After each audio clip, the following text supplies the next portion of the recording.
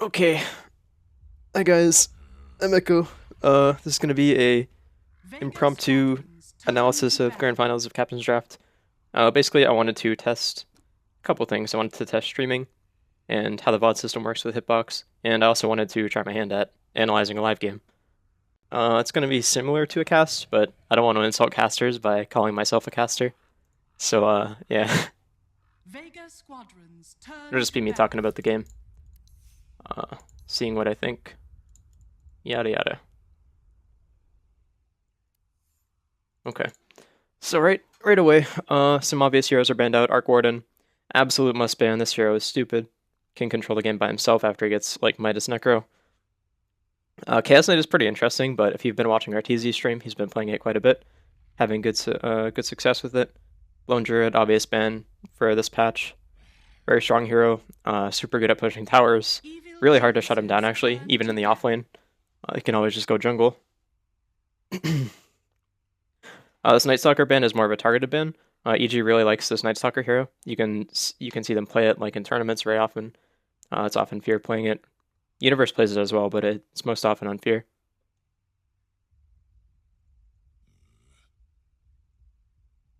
Okay, Ember ban. I'm not really sure what the Ember ban was like specifically for. Maybe they think that there aren't many heroes that can lock him down, which is like sort of true. But I mean, there's Doom in the pool, but who really wants to play with Doom? Let's be real.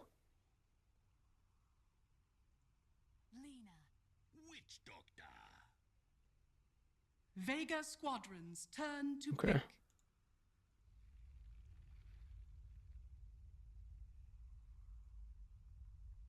So Vega opens with Nature's Prophet. I think this is a really good hero.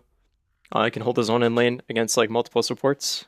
And, worst case scenario, he can always go jungle very quickly. And he can still impact the game by TPing to lanes to push or just help out in ganks. Good hero. Provides a lot of map control later on with Ags. One of my personal favorites, actually. Not very good at him, though. Alright, EG responds with Lina Witch Doctor. This is a really good opener, and it's very, like, EG-esque.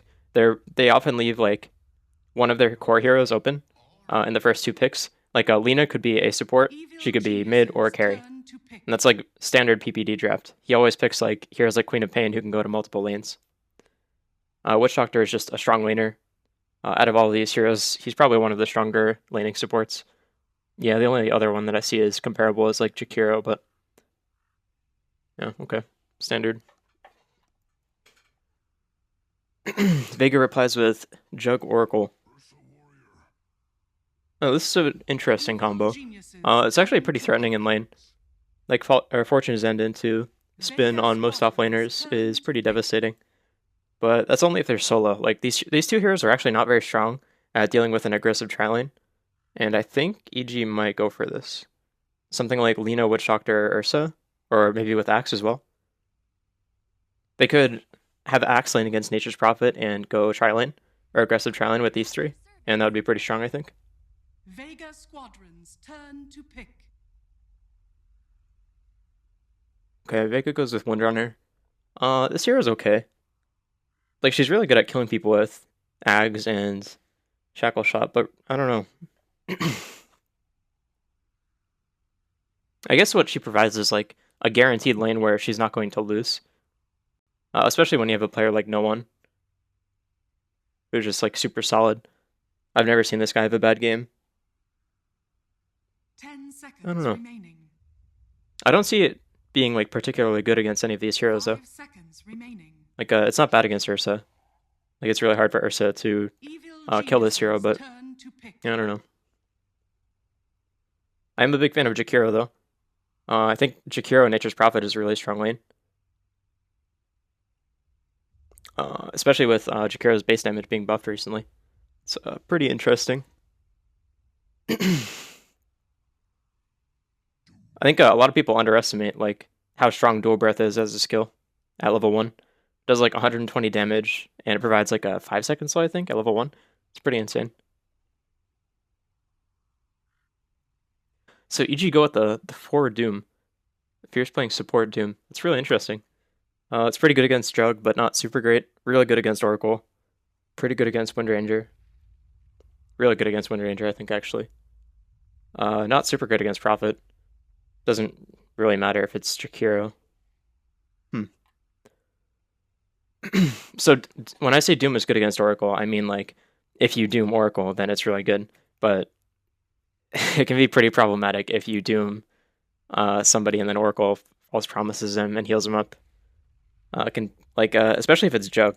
Like if it's Jug or Nature's Prophet, and one of these two heroes gets doomed, basically as long as they don't take too much damage and Oracle can heal them up, the Doom is basically like useless because Jug can do a lot of damage with just right clicks. And the same with Nature's Prophet, like assuming he gets farm. So I don't know. It's pretty interesting, I think. This is very at least for the Captain's Draft tournament, it's very standard for EG to run a jungler though. I mean, they ran Jungle Legion Commander. I think Jungle Lifestealer one game as well. Like they've just been busting out all of the pub stompy heroes, or not even pub stompy, like the pub ruining heroes.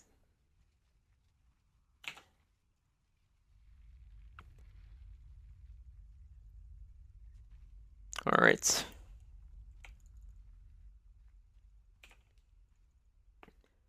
So it looks like EG might run like dual lanes, and they won't go with the aggro try. Like obviously they have Jungle Doom, so I can't really go aggressive. I think that's fine. Can be pretty hard to go dual lanes against Jakiro Nature's Prophet. I do think this Oracle Jug lane is like super weak though. Oh, or Vega? Okay, so Vega might even be predicting that EG is going to aggro. Looks like Jug and Oracle are going top.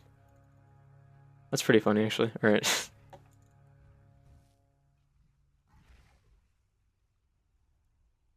Every coin helps. Huh, I'm actually not sure how the False Promise and Calling Blade interaction works. Like, if Oracle False Promises are target, that's below the kill threshold for Calling Blade. Axe can just kill them, I believe, right? Like it's a kill command, it works the same way as Grave. I'm pretty sure that's correct. I don't know, I'll look it up after. Alright, pretty standard start it looks like. If you're starting at this camp, he might go harass mid after he gets this creep and clears out this camp. You got a good creep for harassing, but Doom's mana pool kind of sucks, so it's not that good. Yeah, I'd say it's a bad idea to go harass, actually.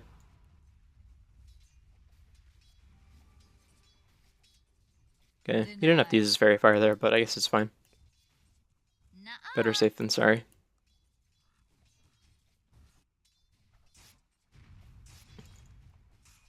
Yeah, this is a pretty miserable lane for Ursa. I think Sioma, I'm pretty sure that's how you pronounce it, Sioma. I think he actually misskilled here. It's much better to get dual breath at level 1 if you're just harassing. Basically, this skill just does 1,000,000 damage, and it slows, allows you to get more right clicks. It's super fucking good at level 1. Always skill dual breath. It's a really big mistake to get liquid fire.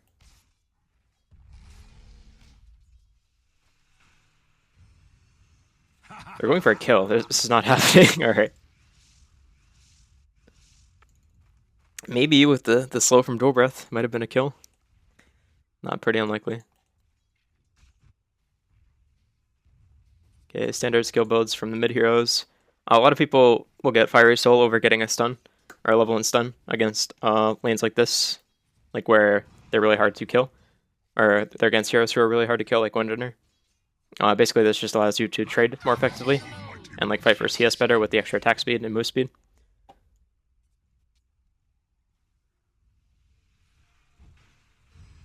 Okay, you'll notice that Sumail always like hits the enemy supports that trade with him.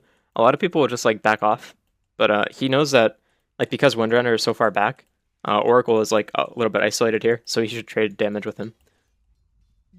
Like he has much more damage than the Oracle, so there's no reason for him to be scared. Now, if it was a Skywrath Mage, maybe he wouldn't trade as hard, but you know, he's playing the situation pretty well.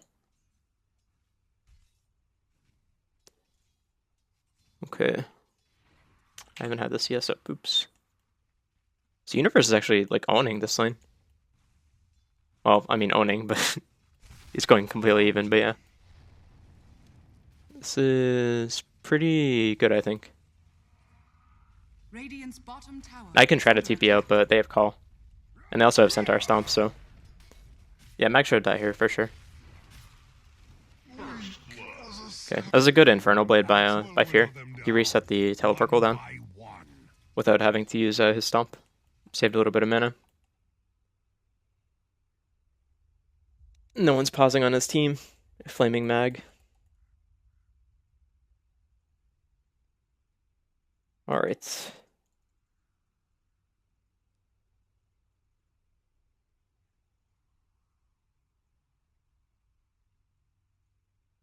Yeah, there's not really much Nature's Prophet can do against these two heroes now. Like, I think he can do pretty well against Axe, but like not super well. It's more of a... I'd actually say it's like 55-45 Nature's Prophet favored matchup. But it's really not that, like, not that ridiculous. But the addition of this Doom makes it really hard for him to live. Like, basically just this hero running at you with boots and Scorched Earth, you have to run away, but you can't because you can't outrun the Axe in Doom. They just run faster than you. And you can't really TP out because they have Call. It's a pretty hard lane for him. So he makes a good movie here by just going top and pushing. Like, they tried to go for a gank. It didn't work out, but he's still in a good position here. It's going to help his team get a tower. EG has absolutely no response to this other than to push bottom. So I think this trade is actually EG favorite, unless Vega can get back to this tower in time to defend. Like, basically this tower is super important because when you take this, the enemy team cannot TP here, obviously, because the tower's gone. So you're opening up this whole side of the map for your carries to farm, like in a very safe position. And you're also making it more dangerous for the enemy team to farm. So it's a really good idea to trade this tower, if you can. So it looks like Vega is not going to be able to defend in time. Really good trade for EG. Now, they do have to be careful of Vega snowballing this and like choosing to go mid or bottom in this case. I think mid is a higher priority tower, but it's a bit harder to take than bottom. Vega's lineup is like super good at pushing with Nature's Prophet, Jug Healing Ward, and Jakiro. Windrunner is pretty good too, but not until she gets Ags really. She's good at poking towers, I guess, but yeah. Radiant's bottom tower is under attack. Okay. If you went for phase boots, not a bad choice, I think. There's a lot of heroes that he can just like phase boots on and put Scorched Earth on and just run at them, like Nature's Prophet, good example. You already saw that happen once bottom. You can also run at Jakiro or Oracle. Good stuff. Windrunner too, but to a lesser extent.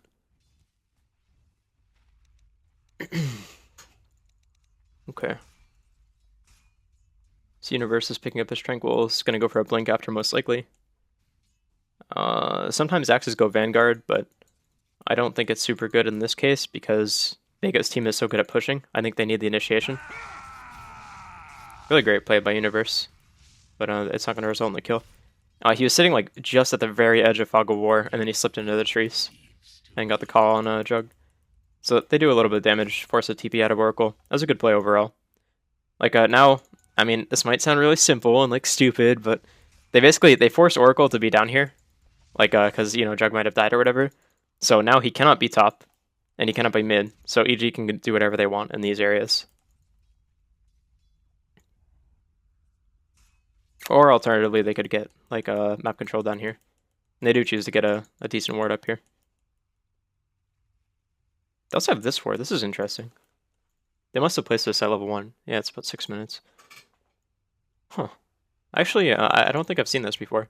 It covers like a decent portion of the map though. It makes mid lane like pretty safe. It's also like tricky to deward too. You basically have to put a sentry like in this exact spot, or put a sentry down here and have vision up here at the same time. So actually, I like this just because it's really uncommon and it's difficult to deward.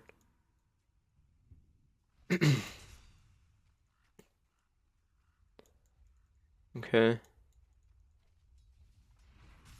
Universe just bullying Jug. Let's talk about the timings for each team. So key items on EG are obviously Axe Blink. He's their key initiator. Other items to look out for are like Blink on Ursa, maybe a Mask of Madness. I know Artesia likes that build. I actually kind of like it too. It's a little bit iffy though. You can get kited pretty easily. Yeah, I'm not sure. We'll see. But definitely look out for Axe's Blink. Doom has level 6, so he's going to look for a gank here. The smoke, pretty standard. Also look out for Lina's Yules. I actually don't think that Radiant has any similar timings. Like, Aghanim's Windrunner is like the best one, but it's really not that impactful. I don't know. I might sound biased here, but like, it's really not that big a deal. Alright, Jakiro gets denied. That's actually like, it's space, but it's super bad for Doom. You never want your first gank to go like that. At least he didn't die though. It's not like a total disaster. He made space for his other cores. Like now Lina is farming mid pretty easily, and Axe is gonna finish his blink pretty safely. It's not horrible, but he did waste the cooldown. Or not waste, I guess like the cooldown's effectiveness was not as high as it could have been. I actually, overall, it's probably a win though. For EG.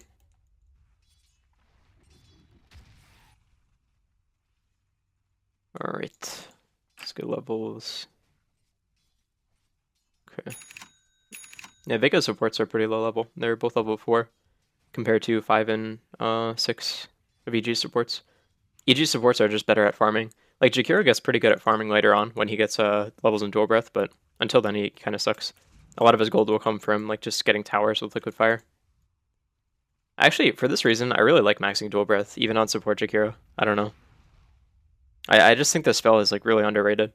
Does so much damage. Okay, so Vega are going for a smoke. Drawing, they want to dive mid. Oh, this is pretty risky timing. This could work out terribly for Vega. Okay, they get a ward down. Okay, it looks like they're not going to go bottom, so it's not the end of the world. Or they're not going mid, rather. Okay, they're going to catch Doom here. This could still go very poorly for Vega. Like, Axe has his blink here. They can't kill this hero. It's not happening. He's not dying. Now they're getting counter-initiated on. Universe's jump here. Okay, nice.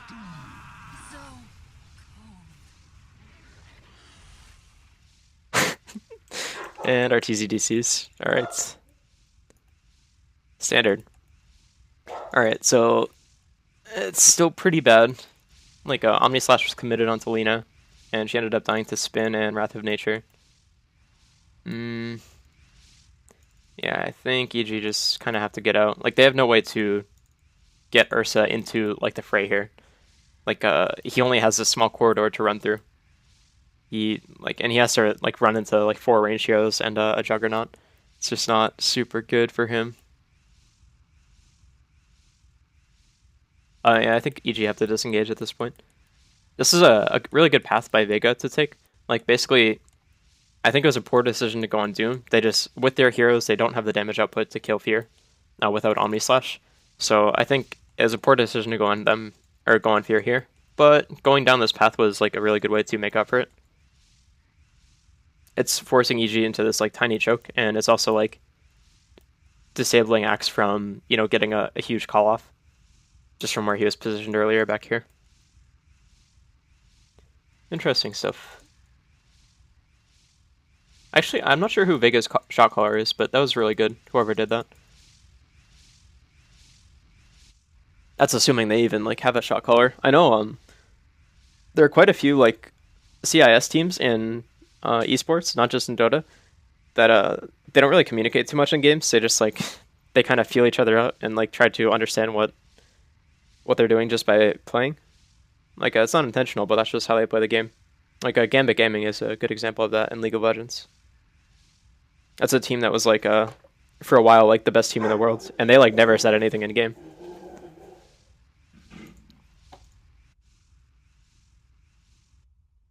Alright. Dude, I really feel for casters. This is horrible.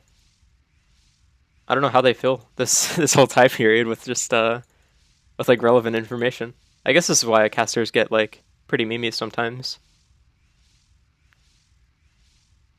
It's hard to talk about Dota just nonstop.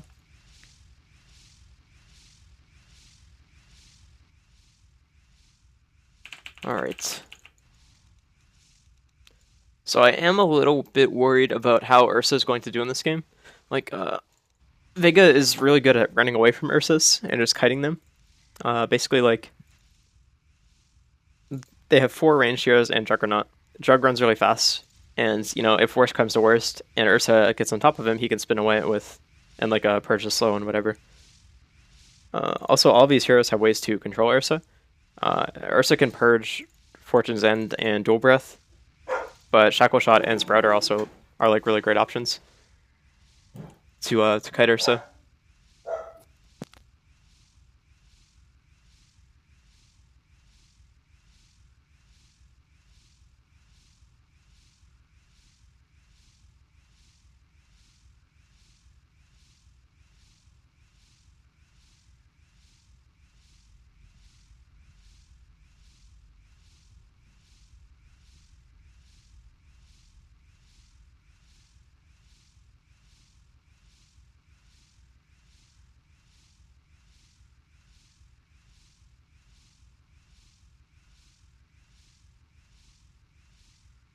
Alright, sorry about that.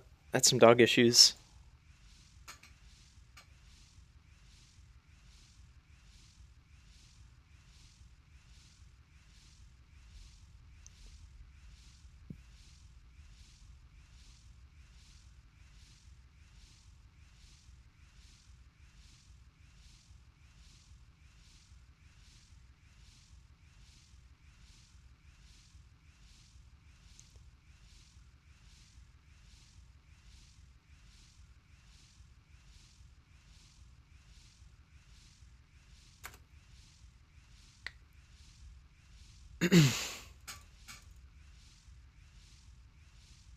You alright, some nice shit talk. That's what I like to see.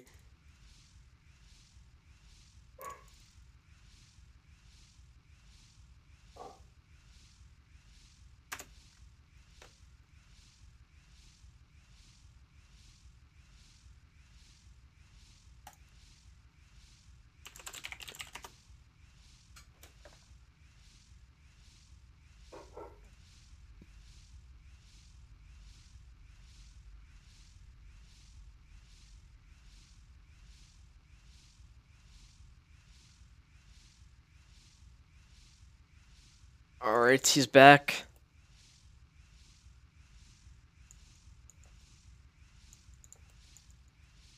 Got a game on our hands. Let's go. Want to see how this fight plays out. Pretty sure EG just loses this fight.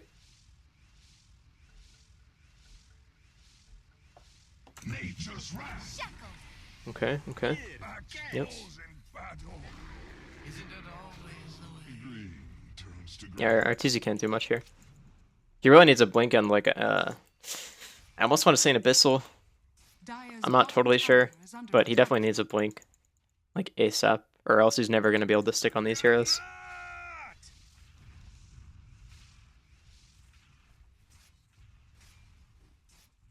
Okay, so this is where Vega's lineup gets like pretty scary. Like they don't have any specific item timings other than Woodrunner Axe, but they're very consistently good at pushing.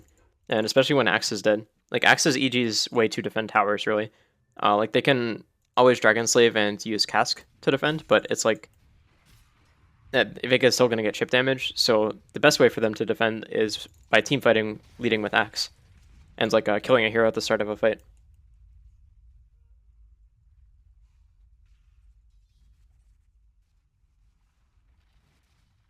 Okay, Maga's going for the standard Blade Mail build with Null Talismans. It's pretty good against Lina. Pretty good against Ursa as well, though it's not super great because of Enrage, like the damage reduction. Against the other hero, it's not bad. I think it's mainly to counter Lina. Like, basically, he doesn't have to be afraid of just going on Lina. Like, TPing on her and spreading. Oh, looks like Simillion Universe picked up a kill. Good stuff. EG's also getting Roche. Pretty high value. They really need this. They just needed an extra boost. You don't want to give up too many objectives, like against pushing lineups like this. Basically, like, if Vigor were able to get this mid tower a bit earlier, then Roche would have opened up for them quite a bit, because EG would only be able to TP to, you know, this bottom tower here. And I guess mid tower too, but it's much farther away. So they would have easier access to Roche. But now that EG got it, it's, you know, really good for them. They don't have to worry about that anymore. In addition to like having the golden experience or what have you.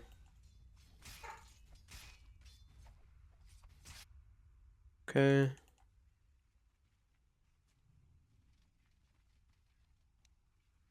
So Arteezy does go for the Mask of Madness build, and I think this is better when you have an Aegis. Basically, like, I don't think he has the damage to kill a hero by just blinking on them. Like, he could do a lot of damage to them, but he probably couldn't kill them with all of the CC and False Promise and everything. So, I mean, I guess it makes sense that, like, the extra move speed will help him, you know, close the gap and do a lot of damage, but it's not something I'm familiar with, so I can't give, like, an accurate reading on it. I know it's, like, better when you have an Aegis, or it's much more effective when you have an Aegis because you don't have to worry about, like, you know, just instantly dying as soon as you get into a fight. Radiant's middle tower is under attack. Interested to see how it plays out, though, for sure. Oh, Mag decides to go for Orchid. Okay. Well, in this case, it's really good against Axe. Axe has no way to purge himself, or purge the silence off himself, unless he gets a BKB or a Lotus Orb or something, which is very possible. It's a good Lotus Orb game, good BKB game, or okay BKB game. It's not that great. Also really good against Doom. Not so good against Lina, but if you can get her to heals defensively, then it's, you know, it's okay. Okay, that was a nice Sprout Shackle Shot combination. Sumail, like, his only counterplay is to heals himself, but, like, he's basically killing himself by doing that. Like, Jakiro would get in range for a nice path if he does that, so. Yeah, he would have stalled a little bit more time if he heals himself, but it's not really a big deal.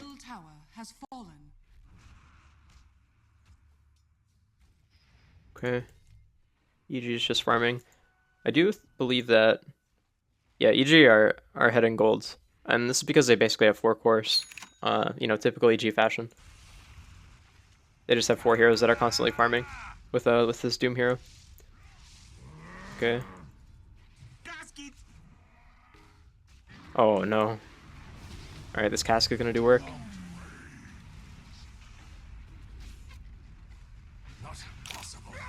Okay.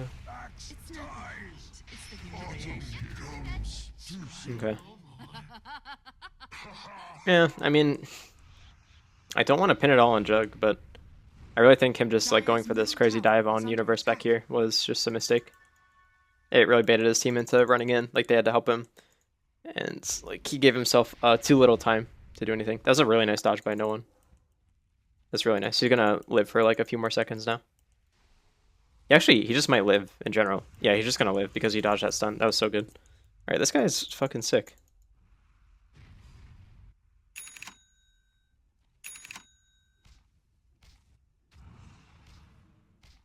You'll likely see a Bloodstone coming out of Sumail. He always goes Arcanes when he plans on going Bloodstone. Like he'll disassemble these later, get a soul booster. Mag's gonna finish up his Orchid pretty soon. Sorta soon.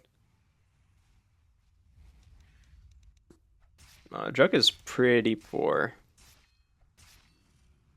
Yeah. Compared to the other heroes, he's not very strong. Actually, dude, Fear is top 2 net worth. What a player. Dude is rich. Doom is good at farming. Let's keep it on net worth, actually. Alright. It's got an Aghanim's on no one pretty soon. That's actually, it's getting to be a good timing. 16, or getting it at 17 minutes is like, you know, pretty okay. Also, EG is not buying a lot of armor. Like, most of their armor is going to come from this Vlad's. Like, the rest of the heroes really don't have any armor items, so it's actually going to be pretty good. He'll be able to kill people in, you know, within a shackle duration.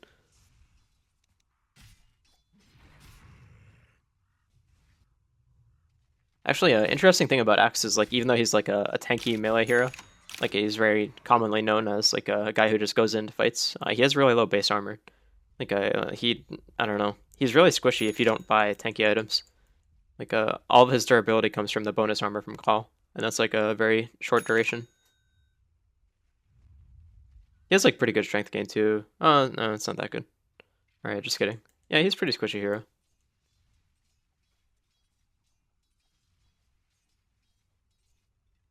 Alright. This looks good for EG. Like, they're gonna have access to Oracle here. Unless he, like, Spidey senses this. And it looks like he might. He knows the gank is coming, but he's out of position. Yeah, they're gonna kill Oracle. Good trade for EG already. Oh no, Sage's mask! No! Oh my god, alright. So they lose an item, that sucks. Sumail's dead though.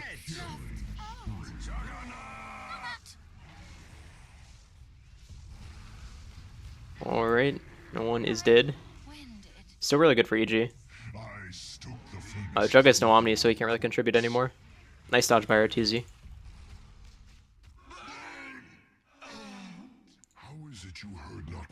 Okay, so because EG killed Oracle this early, like he was a little bit out of position here. He could tell the smoke gank was coming, but like he just wasn't in a good spot. He needed to be in the trees, at least. But even then, it's like pretty rough. That's a hard gank to predict, especially to predict their exact pathing. But because they kill him early, then like they're able to win the team fight pretty easily. They do lose Sumail, but it's pretty much guaranteed if he gets shackled. Jug dies. This is super bad. They should not have been trying to defend this. It looks like Fear might die.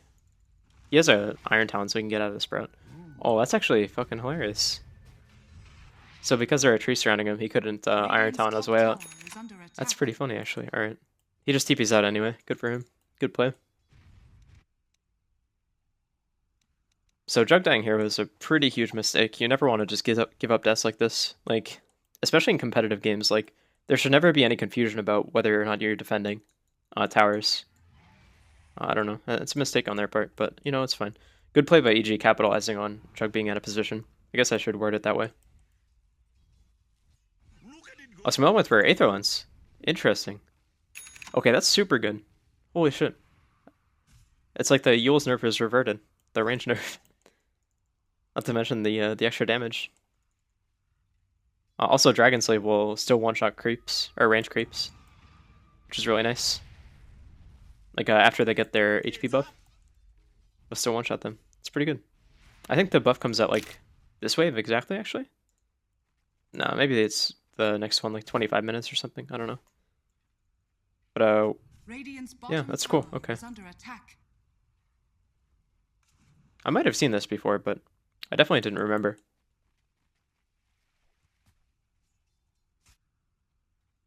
Okay. So Mag is at the point where he does quite a bit of damage, and he has a silence. So he kind of needs to be like pushing as much as he can, and like TPing into fights. But EG have a lot of threats, like to deal with the split push. They have Ursa with Blink. They've got Lina with like the Yields combo. Axe with Blink, obviously. All of these heroes can catch out Nature's Prophet and solo him, and it's pretty scary for him. So he needs to be really careful. A lot of Nature's Prophets in this case will default to jungle, like he's doing right now. Moonmander from OG will often do like these two camps. It's like his thing. I'm not sure how common it is for other people to do that, but that's what he does that I've noticed. Actually, I quite like these camps because you can very easily scout, like if the enemy is coming through these places. With Treants, pretty good. Okay.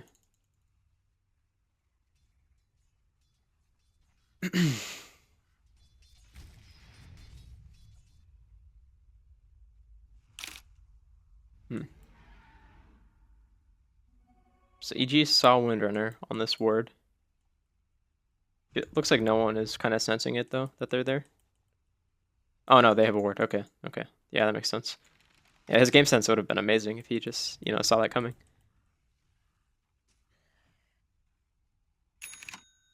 Okay, there's gonna be a 5-on-5 here, it looks like. Or maybe 4-on-4 for a bit before Prophet and Doom get there. Oh, no one's... Solo's dead again. That sucks. Alright. They had to commit the Laguna, though. That's actually a big issue.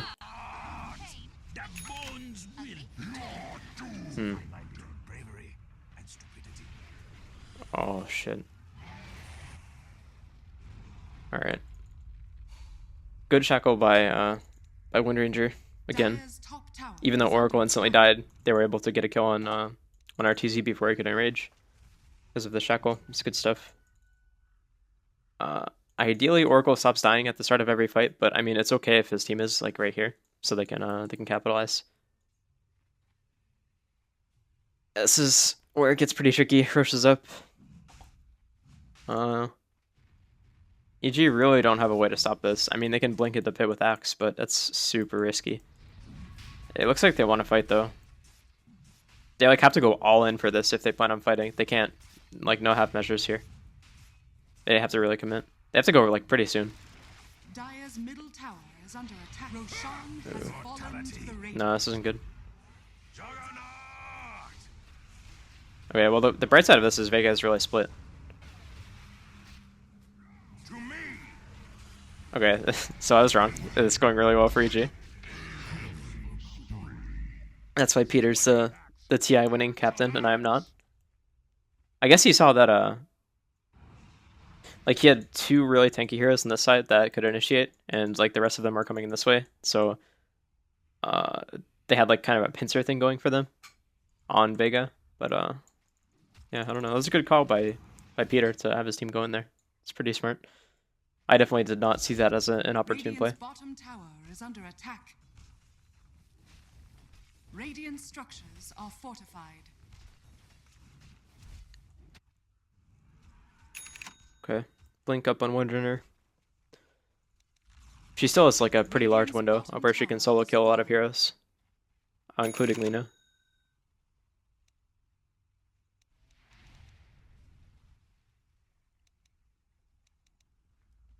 Okay, Fira's going for Shivas. This guy is so rich, dude. This is like offlane Doom farm level.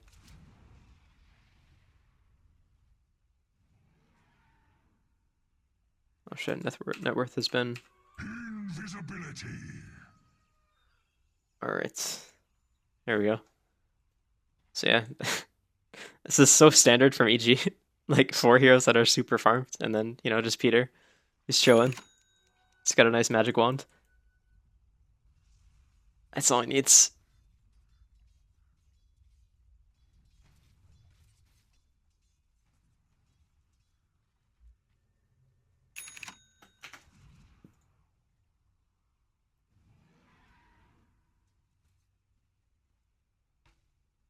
Okay.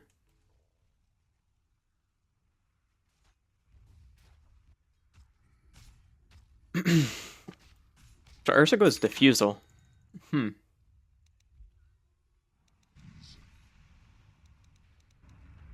There isn't a whole lot he can purge. He can purge Liquid Fire and Dual Breath. He can purge Orchid. And he can purge the Snare from Fortune's End. And I'm not sure if he can purge Fate's Edict. If he can purge Fate's Edict, then that's super good. But if he can't, then I'm not sure. Okay, good Enrage. Negated a lot of damage. Still ends up dying. Sucks. Okay, Solo is gonna die here. Yep. Okay, so you can call the false promise. That's really good. That must have been why they picked X.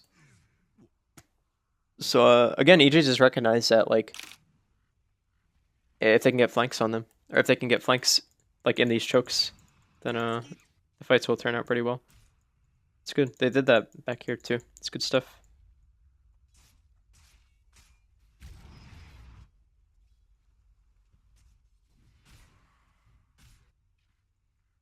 Radiant's middle tower is under attack. Okay, I would like to see them get this top tier one. A lot of times teams will like not value this tower very highly, and I think that's pretty good. But in this case, like Vega has a lot of heroes who want to do ancients, and if you can kind of restrict access to this by getting rid of this tower, it's pretty valuable actually. It's not like, you know, game winning or anything, but it's so good. I would like to see them do this. They are getting like a lot of, you know, space on the map though by, you know, controlling this area. Like they're dewarding this area constantly, like a Radiant jungle. So Vega can't really run in this area too much. Like they have access to this camp and this camp, but even these are dangerous. So I guess by like farming their jungle and the Radiant jungle and like keeping control of this area, they're kind of like corralling Vega into one little portion of the map. But eventually Vega 5-man up here. Makes sense. EG thinks that they're smoking right now, or something similar. Because, you know, like, if you look at it Dire's top from tower is under attack. EG's perspective, you know, all the heroes are just missing off the map. So you kind of have to understand that, like, you know, they gotta be doing something. They're not just farming a camp together. And they're pro players, they're not just gonna be sitting in base. Like, this is a really bad thing to do. So they know that they're not gonna do that. But, also at the same time, Vega realizes that, like, hey, nobody's showing in lane except for this one guy. I wonder where EG could be. You know, they're sitting behind him back here.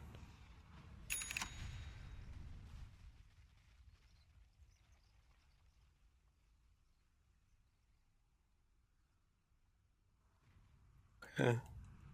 Crits up on one runner. It's actually a pretty significant damage boost, just this Crystallis. If you wanted to, we could go for something like a BKB to counter out the Lina. It's not super good since she's going Axe, but he at least won't get one shot.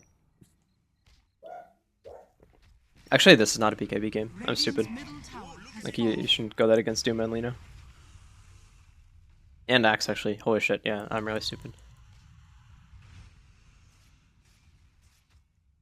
Yeah, actually, I don't even know what defensive items this guy can get. Like, Linken's is really good against Doom, but it's not against Lina, really. It's okay, but not great. Ursa gets shackled, you know, he just dies. That's part of the issue with this hero, is, like, if he's against a lot of stuns, or, you know, just a really good stun, then it can be tricky to live in some cases. Like, a lot of his durability comes from Enrage, and you can't pop Enrage if you're stunned, so... I would like to see him get an Axe, actually, in this game, because you can purge the stuns and, you know, stay alive. It's actually, like, quite good. Like, I would like to see that item more, I think. That is if I'm, you know, thinking of it correctly. So Pasha gets False Promise and Doomed. EG are focusing him pretty hard. He has no Aegis, so he's just dead.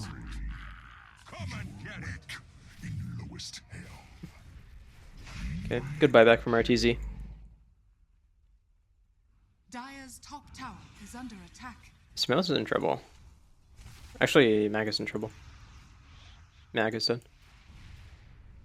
Okay, just kidding. Oh, he has an Axe, alright. Yeah, it's too much HP for Sumail to deal with. And Mag can't really, like, pursue for this kill, just because she runs so fast. Good choice to back off in TP. He also knows that, you know, it's quite possible that the rest of EG is running down.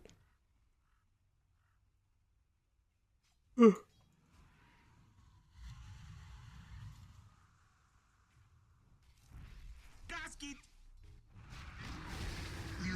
fence me in. Okay. Radiant's top tower is under attack.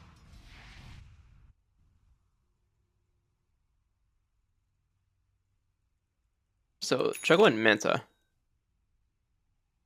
This is okay. It's really good against Doom. It can be tricky to Doom, you know, the right target when, like, you go to blink in or just run in, and then the guy Mantas. It can be tricky to make the right play there. It adds some confusion. It's also good against Lina when she uses you. It's, like, not particularly good because you can just Blade Fury, but, I mean, it's okay. It's another option. It's also pretty good against Ursa. Like, it's for the same reasons that it's good against Doom. If you just blink in onto a Jug and then he Mantas, then you have to, you know, pick the right target. Casual floating tomato. Oracle's going for an Aether Lens. I think this is great. Having extra range on your spells is super good when, you know, you are an immobile hero.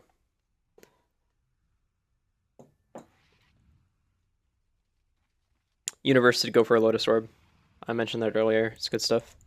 Really good item against Shackle Shot, Omni Slash, Hex. You can also instantly purge Hex. You can purge Fortune's End. You can purge all of Jakiro's spells except for Ice Path and Macropyre. Pretty good item this game. Also, the Focus Fire thing with Ursa is pretty funny, actually. Like, if he Lotus Orbs Ursa, and then Windrunner Focus Fires him, like, Ursa will be attacking with Focus Fire. It's pretty funny. Okay, no one is super dead. I actually don't even know what just happened. So I wasn't really like watching that closely, but EG is good at Dota, so I'm sure they played well. Radiant's middle tower is under attack. Okay.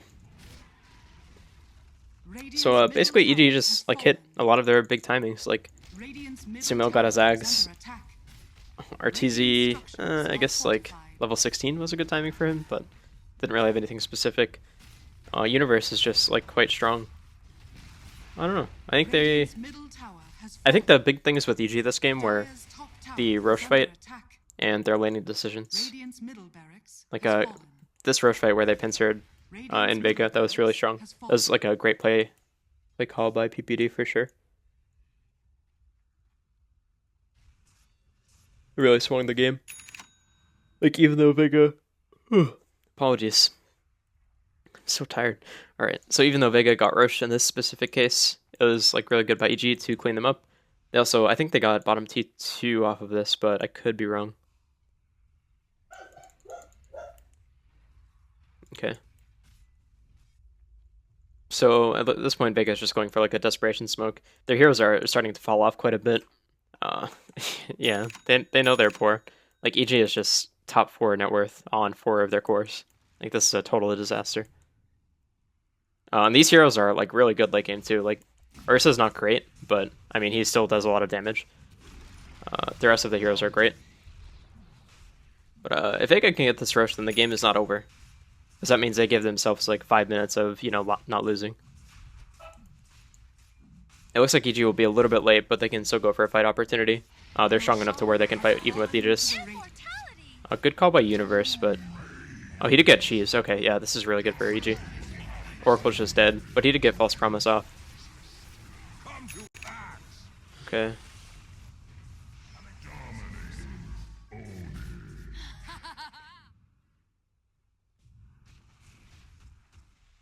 So yeah, EG recognizes that they're really strong, and they just collapse on them. Ursa did go for the axe. Nice. I'm so smart, guys.